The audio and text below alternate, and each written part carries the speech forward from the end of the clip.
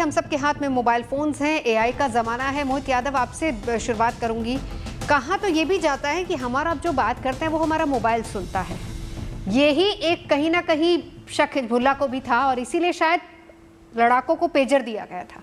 क्या मोबाइल हमारी बात सुनता है? ये आपने भी कभी देखा होगा, जब हम किसी चीज के बारे में बात करते हैं अपने रेगुलर अपने फ्रेंड्स के, अगर मैं एग्जांपल हो, अगर आप किसी घड़ी के बारे में बात कर रहे हो तो थोड़े दिन बाद आप देखोगे कि आपको घड़ी की काफी सारी एड्स दिखनी स्टार्ट हो जाती हैं।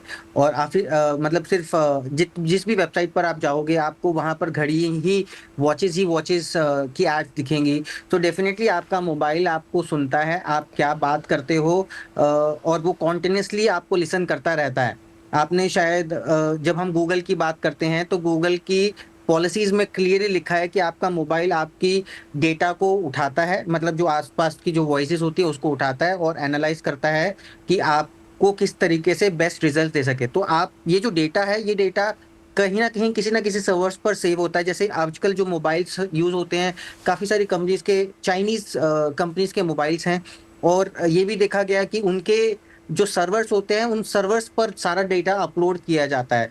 तो डेफिनेटली हमारे जो मोबाइल्स होते हैं उनको उनके ऊपर जितना भी डेटा होता है वो अगर चाइना में बने हैं या किसी बाहर के देश में बने हैं तो हो सकता है कि उन मोबाइल्स के अंदर कोई बैकडोर हो।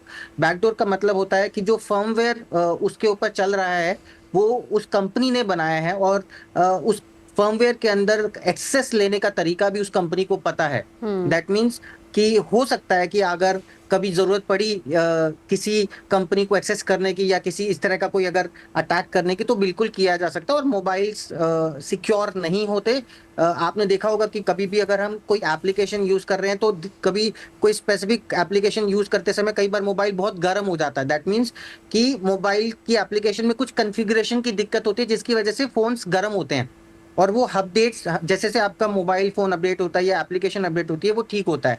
तो वैसी ही मिसकॉन्फ़िगरेशंस भी की जा सकती हैं मोबाइल्स के साथ, और आपका डेटा भी रीड आउट किया जा सकता है। ठीक है, सिवाज साहब, 2 सवाल।